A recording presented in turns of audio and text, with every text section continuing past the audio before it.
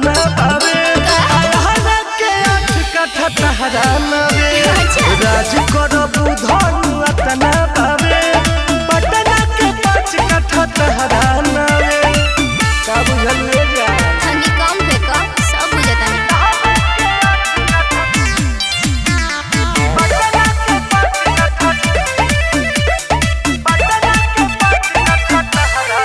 हमारा तो झूठे तू डालता रडोरा रहो तू दूर जनी पास आवा मोरा ए चुपचाप बैठा रहना जाके पास आवा मोरा आज कमर के कमाई बोल पहिया ले खोइबू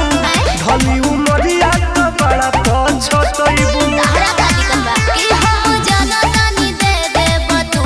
घावे अरे राज करबू धन अतना पावे राज के 4 कट्ठा तहरा नवे राज करबू धन अतना पावे लखनऊ के 9 कट्ठा तहरा नवे सब लिख दे तारा बाबू क्या का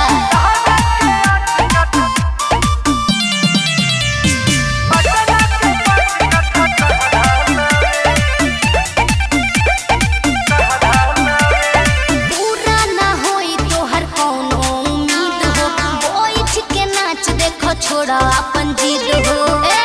चुपचाप बैठा रहना जाके छोड़ा अपन जिद हो अरे धन मन धन सब तोहरे बखल हो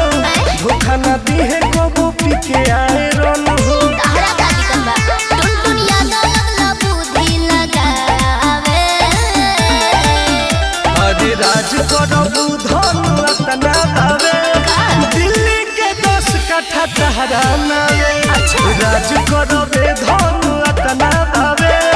बॉम्बे के 20 कट्ठा तहरा नवे अब बंगाल तो सब तोहरे हो अच्छा